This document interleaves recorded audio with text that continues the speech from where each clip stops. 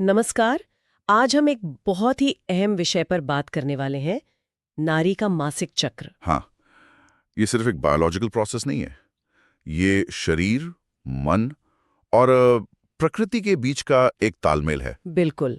हमारी चर्चा का आधार है नारी का मासिक चक्र, रहस्य और ज्ञान जैसे स्रोत। और हमारा मकसद है इसके विज्ञान को और साथ ही इसके भावनात्मक पहलुओं को आसान भाषा में समझना। सही। तो चलिए इस विषय को थोड़ा और गहराई से देखते हैं। जरूर। तो शुरुआत कहाँ से होती है? ये मासिक चक्र है क्या? देखिए, ये चक्र किशोरावस्था में शुरू होता है और मूल रूप से ये शरीर की हर महीने गर्भधारण के लिए होने वाली एक तरह की तैयारी है। अच्छा। आमतौर पर लोग 28 दिन का चक्र मानते हैं, पर जैसा कि आपने कहा, स्रोत भी बताते हैं कि 21 से 35 दिन तक का चक्र भी मतलब बिल्कुल सामान्य है। इसमें काफी विविधता है और इसका मुख्य काम है एक अंडाणु को तैयार करना और गर्भाशय को एक संभावित गर्भावस्था के लिए रेडी करना। और अगर गर्भधारण नहीं होता तब पीरियड्स होते हैं, जो कि पहला चरण भी है इस चक्र का। सही कहा, वो है मासिक धर्म अवस्था। ये करीब 1 से 5 दिन चलती है। ओके। इसमें होता क्या है कि गर्भाशय की वो परत जो तैयार हुई थी, एंडोमीट्रियम, हाँ। हाँ, वो परत अब रक्त स्राव के साथ शरीर से बाहर निकलती है और इस दौरान पता है थोड़ी शारीरिक थकान या इमोशनल सेंसिटिविटी बढ़ सकती है। हाँ, ये महसूस होता है। इसी समय शरीर को आराम और पोषण की शायद ज्यादा जरूरत होती है। बिल्कुल जरूरत होती है, पर अक्सर इसे नजरअंदाज कर दिया जाता है। सही बात है। ये जानना दिलचस्प है कि कैसे ये शारीरिक प्रक्रिया सीधे भावनाओं से जुड़ती है। अच्छा, इसके बाद क्या होता है? इसके बाद आती है फॉलिकुलर अवस्था। ये पहले दिन से ही शुरू हो जाती है और लगभग 13वें दिन तक चलती है। अच्छा, यानी पीरियड्स के साथ ही? हाँ, करीब करीब। इसमें FSH मतलब फॉलिकल स्टिमुलेटिंग हार्मोन अंडाशय में अंडाणुओं को परिपक्व होने में मदद करता है और साथ ही ईस्ट्रोजन हार्मोन का लेवल बढ़ता है। ये गर्भाशय की परत को दोबारा मोटा बनाता है। कई बार इस दौरान थोड़ी एनर्जी भी ज्यादा महसूस होती है, जैसे शरीर फिर से तैयारी में लग गया है। बिल्कुल, एक नई शुरुआत की तैयारी। और फिर आता है वो सबसे महत्वपूर्ण चरण, ओव्यूलेशन। हाँ, ओव्यूलेशन अवस्था। ये लगभग 14वें दिन के आसपास होती है। इसमें LH यानी ल्यूटिनाइजिंग हार्मोन अचानक बढ़ता है। एक हार्मोनल सर्ज जैसा? हाँ, बिल्कुल, एक हार्मोनल उछाल जो पके हुए अंडाणु को अंडाशय से बाहर निकालता है। गर्भधारण के लिए यही सबसे सही समय होता है। अच्छा, और कुछ स्रोत कहते हैं कि इस समय कॉन्फिडेंस या एनर्जी भी बढ़ी हुई लग सकती है। हाँ, ऐसा कुछ लोग महसूस करते हैं। ये हार्मोन्स का ही असर है। ये हार्मोनल बैलेंस वाकई कमाल का है। मतलब शरीर कितने सटीक टाइम पर ये सब करता है। ओव्यूलेशन के बाद क्या होता है? उसके बाद आती है ल्यूटल अवस्था। ये करीब 15वें दिन से शुरू होकर 28वें दिन तक चलती है। ठीक है। अब इसमें प्रोजेस्टेरॉन हार्मोन मुख्य हो जाता है। इसका काम है गर्भाशय की परत को स्थिर रखना, ताकि अगर फर्टिलाइज्ड अंडा आए तो वो वहां स्थापित हो सके। और अगर गर्भधारण नहीं होता तो फिर एस्ट्रोजन और प्रोजेस्टेरोन दोनों का स्तर नीचे गिर जाता है और इसी गिरावट से परत टूटने लगती है। सही। और फिर से मासिक धर्म शुरू हो जाता है। और हाँ, इसी हार्मोनल गिरावट की वजह से कुछ महिलाओं को PMS यानी प्री मेंस्ट्रुअल सिंड्रोम के लक्षण महसूस होते हैं, जैसे मूड स्विंग्स या थकान। हाँ, मूड में बदलाव, चिड़चिड़ापन, थकान, ये सब हो सकता है। तो ये PMS सिर्फ मूड की बात नहीं है, ये असल में हार्मोन्स के उतार चढ़ाव का सीधा असर है। बिल्कुल, ये शारीरिक और मानसिक दोनों स्तर पर होता है। अगर इन हार्मोन्स के पूरे काम को संक्षेप में समझना हो, जैसे आपने कहा FSH, LH, एस्ट्रोजन, प्रोजेस्ट्रॉन, ये सब मिलकर कैसे काम करते हैं? करता है, स्त्रीत्व से जुड़ा है। LH फिर मुख्य घटना यानी ओव्यूलेशन करवाता है और प्रोजेस्टेरॉन सब कुछ संभालता है, स्थिरता लाता है, गर्भ के लिए तैयारी करता है। आहा, ये तो सचमुच एक तालमेल वाला काम है। हाँ, बिल्कुल, सब एक दूसरे से जुड़े हैं। और ये शारीरिक बदलाव सिर्फ शरीर तक ही सीमित नहीं रहते, मन और भावनाओं पर भी गहरा असर डालते हैं, जैसा हमने हर फेज में देखा। निश्चित रूप से, ये सिर्फ हार्मोन्स का उतार चढ़ाव नहीं है, ये एक पूरा अनुभव है। चक्र के अलग अलग समय पर संवेदनशीलता, ऊर्जा का स्तर, सोचने का तरीका, ये सब बदल सकता है। खुद के शरीर की इस लय को समझना शायद खुद को बेहतर जानने जैसा है। बिल्कुल, और खासकर मासिक धर्म के समय जरूरत सहानुभूति और सपोर्ट की होती है, ना कि किसी तरह के अलगाव या शर्म की। लेकिन समाज में तो अब भी इसे लेकर काफी झिझक और गलत धारणाएं हैं। इसे अक्सर अपवित्रता या किसी तरह की शर्म से जोड़ा जाता है। हाँ, दुर्भाग्य से ये सच है और ये सोच बदलनी बहुत जरूरी है। ये कोई बीमारी या कमजोरी नहीं है, ये तो स्वास्थ्य का और जीवन की संभावना का संकेत है। सही कहा। जब हम इसे प्रकृति की एक सामान्य और शक्तिशाली प्रक्रिया समझेंगे, तभी शायद ये झिझक खत्म होगी। बिल्कुल, और इसके लिए खुली बातचीत और सही जानकारी बहुत जरूरी है, स्कूलों में, घरों में, हर जगह। तो अगर हम पूरी बात को समेटें, तो नारी का मासिक चक्र सिर्फ एक बायोलॉजिकल घटना नहीं है। ये प्रकृति की एक लय है, एक शक्ति है जो हर महीने जीवन की संभावना पैदा करती है। हाँ, ये उसकी आंतरिक शक्ति और संतुलन का प्रतीक है, एक निरंतर चलने वाला सृजन का चक्र। बिल्कुल सही, सृजन और नवीनीकरण का चक्र। इस पूरी प्रक्रिया को और इसके पीछे के विज्ञान को समझने के बाद एक सवाल मन में आता है, क्या हम अपने शरीर की इस आंतरिक लय और शक्ति को सिर्फ एक मासिक घटना की तरह देखने के बजाय एक निरंतर ऊर्जा स्रोत के रूप में महसूस कर सकते हैं? इस पर सोचिएगा जरूर। नमस्कार, आज हम शरीर के एक बहुत ही दिलचस्प और जरूरी पहलू पर बात करेंगे, मासिक धर्म चक्र और उसके पीछे जो हार्मोन्स काम करते हैं उनके बारे में। हमारे पास कुछ जानकारी है मासिक चक्र के हार्मोन एस्ट्रोजन और प्रोजेस्टेरॉन पर आधारित। अक्सर लगता है कि ये बस हर महीने होने वाली एक सामान्य प्रक्रिया है, पर क्या वाकई ऐसा है या इसके पीछे कुछ बहुत गहरा हार्मोनल खेल चल रहा है? आज हम दो मुख्य किरदारों पर फोकस करेंगे, एस्ट्रोजन और प्रोजेस्टेरॉन। ये सिर्फ साइकिल को ही नहीं चलाते, बल्कि जैसा कि स्रोत बताते हैं, ये हमारी त्वचा की चमक, हमारे मूड और यहाँ तक कि शरीर को मातृत्व के लिए भी तैयार करने में इनकी अहम भूमिका है। तो चलिए इस पूरी प्रक्रिया को थोड़ा और करीब से समझते हैं। तो ये सब शुरू कैसे होता है? साइकिल का पहला दिन, और फिर वो दिमाग से पिट्यूटरी ग्रंथि से वो हार्मोन निकलता है, FSH, है ना? उसका क्या रोल है? जी हाँ, बिल्कुल। पहले दिन से ही ये FSH जो है, ये बेसिकली आप कह सकते हैं एक सिग्नल भेजता है अंडाशय को, ओवरी को, कि भाई अब एक अंडाणु एग को परिपक्व करना, मैच्योर करना शुरू करो। और जैसे ही ये एग बड़ा होने लगता है तो ओवरी एस्ट्रोजन बनाना शुरू कर देती है। ये समझिए कि चक्र के पहले हिस्से का हीरो हार्मोन है एस्ट्रोजन। अच्छा, तो ये एस्ट्रोजन असल में करता क्या है शरीर में? सिर्फ एग को बड़ा करने के अलावा और क्या? हाँ, तो देखिए इसके कई काम हैं।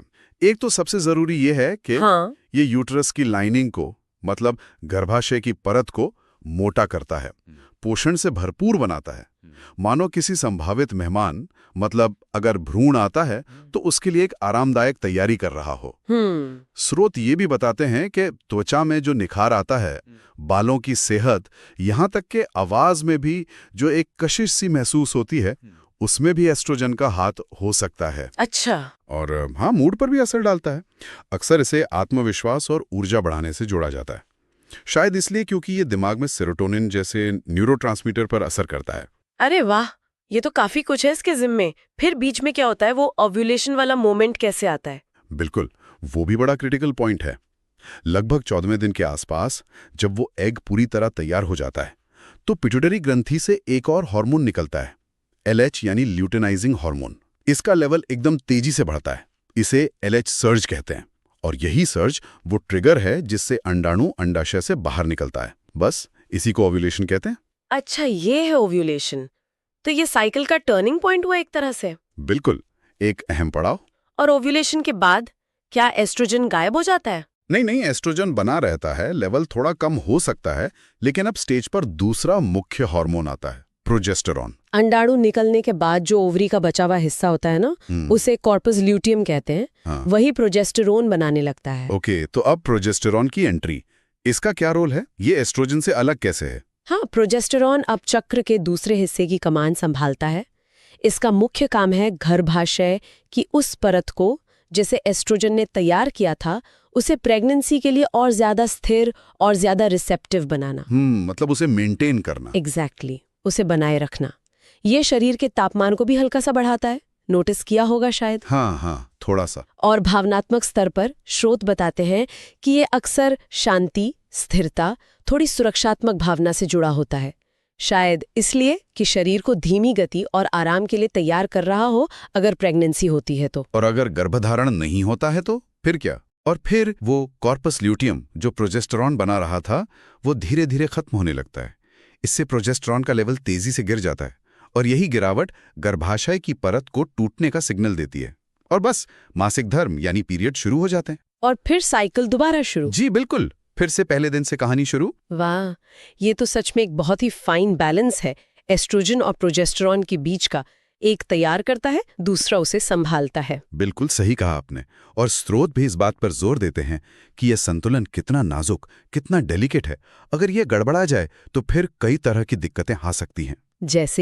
जैसे अनियमित पीरियड्स होना, या त्वचा की समस्याएं, पिंपल्स, झाइयां, मूड स्विंग्स बहुत तेज होना, बेवजह थकान महसूस होना, या फिर गर्भधारण में मुश्किल आना।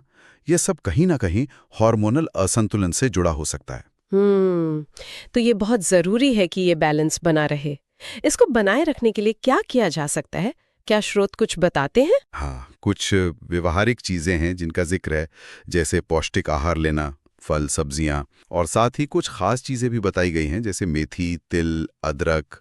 अच्छा, इनका क्या कनेक्शन है? माना जाता है कि इनमें कुछ ऐसे तत्व होते हैं जो हार्मोनल हेल्थ के लिए फायदेमंद हो सकते हैं। इसके अलावा पूरी नींद लेना बहुत जरूरी है और तनाव को मैनेज करना। हाँ, स्ट्रेस का तो बहुत असर पड़ता है, सुना है। बिल्कुल, क्योंकि तनाव से कॉर्टिसोल हार्मोन निकलता है और वो सीधे सीधे एस्ट्रोजन और प्रोजेस्टेरॉन के संतुलन को बिगाड़ सकता है। और एक और बात, अपने चक्र पर ध्यान देना, मतलब उसे ट्रैक करना। इससे शरीर के संकेतों को बेहतर समझा जा सकता है। सही बात है। तो कुल मिलाकर एस्ट्रोजन और प्रोजेस्टेरॉन हर महीने हमारे शरीर के अंदर एक गजब की लय, एक रिदम बनाते हैं, और इसका असर सिर्फ प्रजनन तक ही सीमित नहीं है ना? एकदम। और इस लय को समझना, जैसा स्रोत में भी कहा गया है, वो सिर्फ सेहत के लिए नहीं, बल्कि ये खुद को बेहतर जानने, खुद को स्वीकार करने के लिए भी जरूरी है। ये जानकारी अपने आप में एक तरह की ताकत है, सशक्तिकरण है। वाकई, शरीर की इस अंदरूनी व्यवस्था और उसके हार्मोन्स के काम को समझना हमें न सिर्फ अपने स्वास्थ्य का बेहतर ख्याल रखने में मदद करता है, बल्कि अपने होने के इस इतने महत्वपूर्ण हिस्से के प्रति एक सम्मान भी जगाता है। ये सोचने पे मजबूर करता है कि जब ये हार्मोनल संतुलन सही होता है तो हमारी ऊर्जा, हमारी भावनाएं और शायद हमारी जिंदगी की पूरी क्वालिटी पर इसका कितना गहरा, कितना पॉजिटिव असर पड़ता होगा। आज हम बात करने वाले हैं फर्टाइल विंडो के बारे में, मतलब वो समय जब गर्भधारण की संभावना सबसे ज्यादा होती है। जी हाँ, ये जानकारी हमें प्रजनन की खिड़की, मातृत्व की ओर एक कदम लेख से मिली है और हम इसी पर थोड़ी गहराई से चर्चा करेंगे। बिल्कुल। तो हमारा मकसद है मासिक चक्र, ओव्यूलेशन और सबसे खास इस फर्टाइल विंडो को समझना, है ना? सही। चलिए शुरू करते हैं, बिल्कुल बेसिक से, मतलब मासिक चक्र से। ठीक है। तो ये एक तरह का बॉडी का अपना कैलेंडर है। आमतौर पे 28 दिन का होता है, पर हाँ, 21 से 35 दिन भी नॉर्मल है। और इसकी शुरुआत होती है पीरियड से। जी, पीरियड्स के बाद शरीर एक हार्मोन रिलीज करता है, FSH, follicle stimulating hormone. FSH ये क्या करता है? ये ओवरीज, मतलब अंडाशय को सिग्नल देता है कि भाई अब कुछ फॉलिकल्स तैयार करना शुरू करो। फॉलिकल्स मतलब वो थैलियां जिनमें अंडाणु होते हैं। अच्छा, तो कई सारे फॉलिकल्स बनना शुरू होते हैं। हाँ, कई सारे। लेकिन उनमें से कोई एक, जिसे डोमिनेंट फॉलिकल कहते हैं, वो आगे बढ़ता है, मैच्योर होता है। और फिर जब वो तैयार हो जाता है, तब आता है दूसरा hero, LH hormone, luteinizing hormone. जैसे ही डोमिनेंट फॉलिकल पूरा तैयार होता है, इस LH का लेवल एकदम से बढ़ जाता है। इसे कहते हैं LH सर्ज। LH सर्ज सुना है इसके बारे में। तो यही ओव्यूलेशन करवाता है। बिल्कुल। इस सर्ज के करीब मान लीजिए 24 से 36 घंटे बाद वो मैच्योर अंडाणु ओवरी से बाहर निकलता है। इसी को ओव्यूलेशन कहते हैं। ओके। और ये आमतौर पर होता है साइकिल के बीच में, जैसे 28 दिन के साइकिल में 14वें दिन के आसपास। हाँ, मोटे तौर पर। लेकिन एक बात चौंकाने वाली है, ये अंडाणु निकलने के बाद बस 12 से 24 घंटे ही जिंदा लेता है, बस एक दिन। हाँ, ये सच है। अंडाणु का जीवन काल काफी कम होता है। तो फिर गर्भधारण कैसे होता है अगर समय इतना कम है? यहीं पर आती है दूसरी अहम बात, शुक्राणु। पुरुष शुक्राणु महिला के शरीर के अंदर 3 से 5 दिन तक जिंदा रह सकते हैं। क्या आप बात कर रहे हैं 3 to 5 डेज? अंडाणु सिर्फ 1 दिन और शुक्राणु इतने दिन? जी हाँ, और इसी वजह से बनती है फर्टाइल विंडो।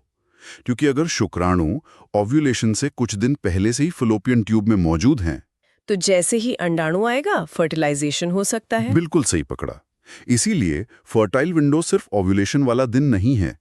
ये ओव्यूलेशन से लगभग 3-4 दिन पहले शुरू होकर ओव्यूलेशन के 1-2 दिन बाद तक रहती है। अच्छा, तो अगर किसी का ओव्यूलेशन 14वें दिन हो रहा है तो खिड़की असल में 11वें दिन से 15वें या 16वें दिन तक खुली है। हाँ, करीब करीब। और शायद ओव्यूलेशन से पहले के दिन ज्यादा महत्वपूर्ण है, क्योंकि शुक्राणु इंतजार कर सकते हैं। ये समझना तो बहुत जरूरी है उन लोगों के लिए जो प्लानिंग कर रहे हैं। एकदम। लेकिन एक बात और ध्यान रखनी होगी। क्या? कि ये सब हमेशा बिल्कुल घड़ी देखकर नहीं होता। कभी कभी ओव्यूलेशन होता ही नहीं है, इसे एनोव्यूलेशन कहते हैं। अच्छा, ऐसा क्यों होता है? कई कारण हो सकते हैं, जैसे PCOS यानी पॉलीसिस्टिक ओवरी सिंड्रोम, या थायराइड का ठीक से काम ना करना, वजन का बहुत ज्यादा या बहुत कम होना, और शायद तनाव भी।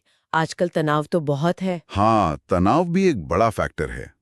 ये सब हार्मोन्स का संतुलन बिगाड़ सकते हैं, जिससे ओव्यूलेशन रुक सकता है। तो अगर कोई कपल कोशिश कर रहा है, मान लीजिए 6 महीने या साल भर से, और कुछ नहीं हो रहा, तो डॉक्टर से मिलना चाहिए? जरूर मिलना चाहिए। डॉक्टर जांच करके पता लगा सकते हैं कि ओव्यूलेशन हो रहा है या नहीं, या कोई और दिक्कत तो नहीं है। और आजकल तो मेडिकल साइंस ने भी तरक्की की है। अगर नेचुरली कंसीव करने में दिक्कत हो तो लेख में IVF का भी जिक्र था। हाँ, IVF यानी इन विट्रो फर्टिलाइजेशन जैसी एडवांस्ड तकनीकें हैं। इसमें शरीर के बाहर अंडाणु और शुक्राणु को मिलाया जाता है। उसमें भी शायद ओव्यूलेशन की निगरानी जरूरी होती होगी। बिल्कुल। IVF में फॉलिकुलर मॉनिटरिंग करते हैं, मतलब अल्ट्रासाउंड से देखते रहते हैं कि अंडाणु ठीक से बन रहे हैं या नहीं, कब तैयार होंगे निकालने के लिए। तो अंडाणु का विकास और रिलीज होना ये हर जगह महत्वपूर्ण है। तो कुल मिला के बात यह है कि ये फर्टाइल विंडो भले ही कुछ दिनों की हो, इसे समझना गर्भधारण की प्लानिंग में बहुत मदद कर सकता है। निश्चित रूप से। ये सिर्फ टाइमिंग की बात नहीं, अपने शरीर की लय को समझने की बात है। बिल्कुल।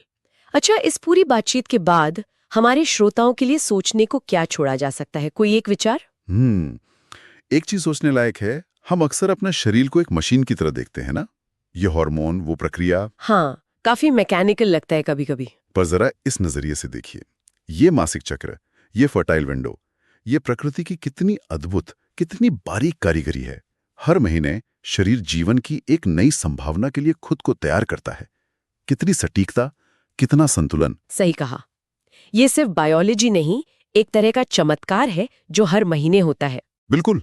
बस इसी बात पे गौर करें कि ये कितना अनोखा है। तो आज हम बात कर रहे हैं मासिक धर्म पर, मतलब पीरियड्स या माहवारी। जी। ये सिर्फ, आप जानते हैं, कुछ दिनों की ब्लीडिंग नहीं है। ये शरीर के स्वास्थ्य का एक अहम पैमाना हो सकता है। बिल्कुल। हमारे पास मासिक धर्म, स्वास्थ्य और चक्र, इस लेख से कुछ पॉइंट्स हैं, और आज हम इसी को समझने की कोशिश करेंगे कि ये प्रक्रिया क्या है और सेहत के बारे में क्या इशारे दे सकती है। हाँ, इसे थोड़ा गहराई से देखते हैं। तो सबसे पहले ये होता कैसे है? स्रोत यही कहता है कि हर महीने शरीर तैयारी करता है ना, संभावित गर्भावस्था के लिए। हाँ बिल्कुल, एक तरह की तैयारी। और जब वो अंडाणु मतलब एग फर्टिलाइज नहीं होता, तो गर्भाशय ने जो एक मोटी परत तैयार की होती है वो टूटकर बाहर निकल जाती है। सही। और यही फिर मासिक धर्म या पीरियड कहलाता है। बिल्कुल। और यहाँ देखिए, दिलचस्प बात यह है कि ये सिर्फ एक, कह सकते हैं, मैकेनिकल चीज नहीं है। अच्छा। मतलब ये जो परत टूटती है ना, हाँ। इसका सिग्नल हार्मोन से आता है। ओ, हार्मोन्स। हाँ, जैसे ही शरीर को पता चलता है कि भाई प्रेगनेंसी नहीं हुई है, तो अंडाशय मतलब ओवरीज वो एस्ट्रोजन और प्रोजेस्टेरॉन बनाना कम कर देती हैं। ओह, ओके। ये दो खास हार्मोन हैं। हाँ। एस्ट्रोजन वो है जो परत बनाने में मदद करता है, और प्रोजेस्टेरॉन उसे बनाए रखने में। तो जैसे ही इनका लेवल गिरता है, अच्छा, वो परत टिक नहीं पाती, टूट जाती है और ब्लीडिंग शुरू हो जाती है। समझ गई। तो ये हार्मोन्स का कम होना ही असली ट्रिगर है। बिल्कुल।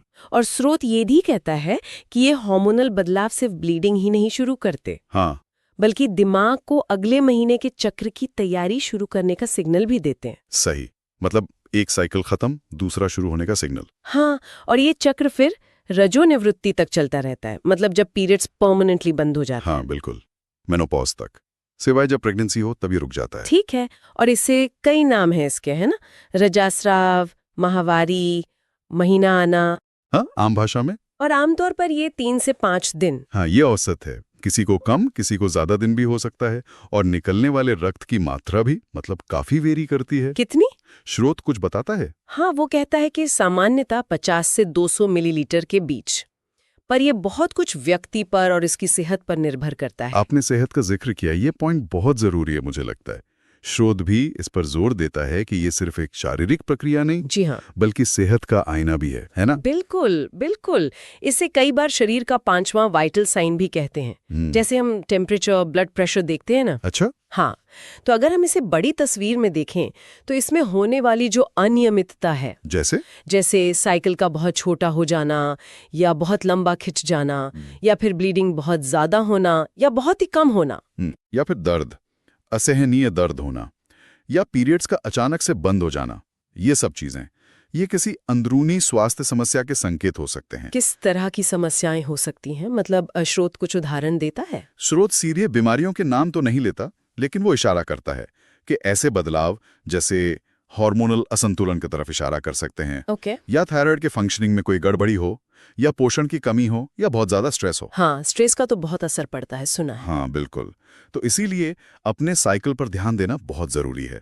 ये शरीर का एक तरह से बात करने का तरीका है। तो मतलब इससे लेकर जो एक झिझक होती है समाज में या शर्म महसूस की जाती है, वो बिल्कुल गलत है। हाँ, वो नहीं होनी चाहिए। ये तो शरीर की एक बिल्कुल नॉर्मल प्राकृतिक प्रक्रिया है।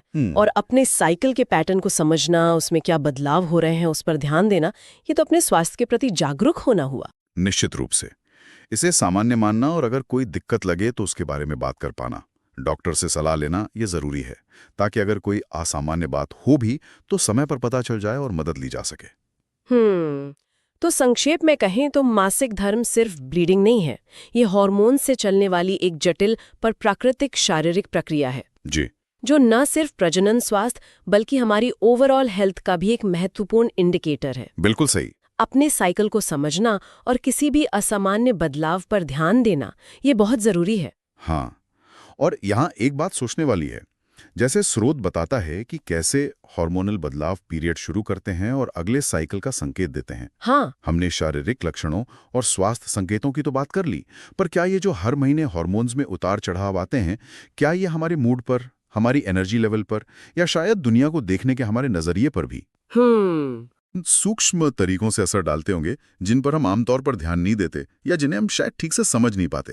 ये एक दिलचस्प सवाल है। हाँ, इस पर शायद और सोचा जा सकता है और जानकारी जुटाई जा सकती है। नमस्कार, आज हम एक बहुत ही संवेदनशील और शक्तिशाली विषय पर बात करने वाले हैं, नारी स्वास्थ्य में हार्मोनल संतुलन। नमस्कार। हाँ बिल्कुल, और खास तौर पर हम ईस्ट्रोजन और प्रोजेस्टेरॉन पर ध्यान देंगे। सही। स्रोत बताते हैं कि ये सिर्फ मतलब प्रजनन से जुड़े नहीं है, बल्कि इनका असर कहीं ज्यादा गहरा है। बिल्कुल। ये नारी के पूरे अस्तित्व को, उसके अनुभव को आकार देते हैं। तो आज हमारा लक्ष्य यही है कि इनकी भूमिका को समझें और इनके संतुलन का क्या मतलब है ये जानें। चलिए एस्ट्रोजन से शुरू करते हैं। इसे कई बार नारीत्व का हार्मोन भी कहा जाता है ना? हाँ, सुना तो है। और ये कुछ हद तक सही भी है। जैसे स्रोत बताते हैं, त्वचा की कोमलता, उसकी नमी, ये एस्ट्रोजन से जुड़ी है।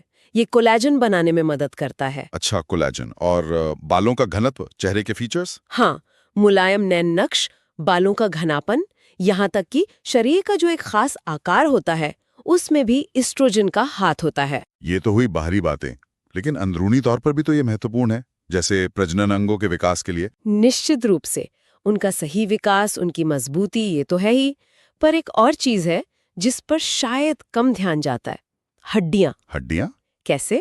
ईस्ट्रोजन हड्डियों में कैल्शियम को बनाए रखने में मदद करता है, उनकी डेंसिटी, उनका घनत्व बनाए रखता है। ओह अच्छा, तो रजोनिवृत्ति मतलब मेनोपॉज के समय? हाँ बिल्कुल, तब ईस्ट्रोजन का स्तर तेजी से गिरता है, और इसीलिए जैसा कि कुछ स्रोत बताते हैं, पहले 5 सालों में बोन लॉस 20% तक हो सकता है। अरे बाप रे, 20%? हाँ, और इससे ऑस्टियोपोरोसिस का खतरा बढ़ जाता है। तो ये सिर्फ सौंदर्य की बात नहीं रह जाती, ये स्वास्थ्य की एक गंभीर चुनौती बन जाती है। और इसका असर मूड पर भी तो पड़ता है, स्रोत इसका जिक्र करते हैं। बिल्कुल। मूड स्विंग्स, डिप्रेशन, चिंता, ये सब ईस्ट्रोजन के कम होने से जुड़े हो सकते हैं। इसे अक्सर लोग नजरअंदाज कर देते हैं। तो ईस्ट्रोजन तो वाकई काफी व्यापक असर डालता है। अब जरा प्रोजेस्टेरॉन की बात करें। इसे अक्सर ईस्ट्रोजन का हेल्पर या सहयोगी माना जाता है। क्या ये सही है? ये एक आम धारणा है, पर पूरी तरह सही नहीं। हाँ, ये कई कामों में ईस्ट्रोजन के साथ मिलकर संतुलन बनाता है, जैसे मासिक चक्र में गर्भाशय की परत को तैयार करने के बाद उसे स्थिर रखना। अच्छा। लेकिन इसकी अपनी स्वतंत्र भूमिकाएं भी बहुत महत्वपूर्ण है, जैसे गर्भावस्था को बनाए रखना। ये गर्भाशय की मांसपेशियों को शांत रखता है ताकि समय से पहले संकुचन न हो। ओके, ये तो बहुत जरूरी काम है। और एक दिलचस्प बात, स्रोत बताते हैं कि इसका असर मस्तिष्क पर भी होता है, एक तरह का शांत करने वाला प्रभाव जो मूड और नींद को भी बेहतर बना सकता है। अच्छा, तो इसका संतुलन बिगड़ना भी मानसिक स्थिति पर असर डाल सकता है? बिल्कुल। और स्तनों के विकास की बात करें तो स्रोत कहते हैं कि ये विकास को पूरा करता है। इसका क्या मतलब है? देखिए, ईस्ट्रोजन स्तनों में डक्ट्स मतलब नलिकाओं का विकास शुरू करता है, लेकिन जो लॉब्यूल्स होते हैं जहां दूध बनता है, उनके विकास के लिए प्रोजेस्टेरॉन जरूरी है। तो दोनों मिलकर ही सामान्य विकास पूरा करते हैं। समझ गया। लेकिन ये कहानी सिर्फ अंडाशय मतलब ओवरीज तक ही सीमित नहीं है ना? दूसरी ग्रंथियां भी हैं। आप बिल्कुल सही कह रहे हैं। थायराइड और एड्रिनल ग्रंथियां। हाँ, स्रोत बताते हैं कि इनका भी मासिक चक्र पर सीधा असर होता है। ये कैसे होता है? देखिए, शरीर एक क्या कहते हैं इंटरकनेक्टेड सिस्टम है, सब कुछ जुड़ा हुआ है। थायराइड हार्मोन मेटाबॉलिज्म को कंट्रोल करते हैं। अगर थायराइड ठीक से काम ना करे तो इसका सीधा असर ओवरी के फंक्शन और पीरियड की रेगुलरिटी पर पड़ सकता है। और एड्रिनल ग्रंथियां बनाती हैं स्ट्रेस हार्मोन जैसे कॉर्टिसोल। अगर लंबे समय तक तनाव रहे तो कॉर्टिसोल का लेवल बढ़ जाता है और वो फिर प्रजनन हार्मोनों को गड़बड़ कर देता है। एग्जैक्टली वो उनके उत्पादन और संतुलन को बिगाड़ सकता है। इसे हम HPA एक्सिस और HPG एक्सिस के बीच का इंटरैक्शन कहते हैं। खैर, ये थोड़ा टेक्निकल हो गया। नहीं, पर ये समझना जरूरी है कि सब कुछ कैसे जुड़ा है। अच्छा, अब इन हार्मोनों का, खासकर एस्ट्रोजन और प्रोजेस्टेरॉन का, क्या कोई चिकित्सीय उपयोग भी है इलाज वगैरह में? हाँ, बिल्कुल है। हार्मोन रिप्लेसमेंट थेरेपी यानी HRT रजोनिवृत्ति के लक्षणों को कम करने में इस्तेमाल होते हैं। और भी कुछ नारी रोगों के इलाज में इनका उपयोग होता है। लेकिन मुझे लग रहा है यहाँ कोई लेकिन है। हाँ, आप सही समझे। स्रोत इस पर बहुत जोर देते हैं कि यहाँ सावधानी बेहद जरूरी है। ये कोई आम दवा नहीं है जिसे कोई भी ले ले। सावधानी क्यों? मतलब क्या साइड इफेक्ट्स हो सकते हैं? बिल्कुल हो सकते हैं, और गंभीर भी। सही डोज, सही प्रकार का हार्मोन, कितने समय तक लेना है, ये सब व्यक्तिगत जरूरतों पर निर्भर करता है। अच्छा। गलत या अनावश्यक उपयोग से, जैसा कि कुछ बड़ी स्टडीज में सामने आया है, हृदय रोग, स्ट्रोक और यहाँ तक कि कुछ तरह के कैंसर का खतरा भी बढ़ सकता है। ओह, तो ये तो बहुत ध्यान रखने वाली बात है। इसीलिए इनका प्रयोग हमेशा किसी विशेषज्ञ डॉक्टर की सलाह और उनकी देखरेख में ही होना चाहिए। खुद से या किसी के कहने पर लेना तो बिल्कुल नहीं। तो कुल मिला के बात यह है कि प्रकृति ने नारी शरीर के अंदर एक अद्भुत संतुलन बनाया है। एक बच्ची का युवती बनना, मासिक चक्र की लय, सब कुछ इन अदृश्य केमिकल्स के सटीक तालमेल पर टिका है। बिल्कुल। और इस जानकारी का महत्व सिर्फ किताबी नहीं है। अपने शरीर को, अपने हार्मोन्स को समझना, उनके बदलावों को जानना, ये हर नारी के लिए एक तरह का सशक्तिकरण है, सेल्फ अवेयरनेस है। सही कहा। इससे अपने स्वास्थ्य के बारे में बेहतर फैसले लेने में मदद मिलती है। निश्चित रूप से। प्राकृतिक हार्मोनल बदलावों को लेकर, खासकर रजोनिवृत्ति जैसी प्रक्रिया को लेकर डर या उसे अनदेखा करने की बजाय एक गहरी वैज्ञानिक और सहानुभूति भरी समझ हो, तो उम्र बढ़ने को लेकर, स्वास्थ्य और सौंदर्य को लेकर हमारी जो पारंपरिक धारणाएं हैं वो कितने सकारात्मक तरीके से बदल सकती हैं, ये सोचने वाली बात है।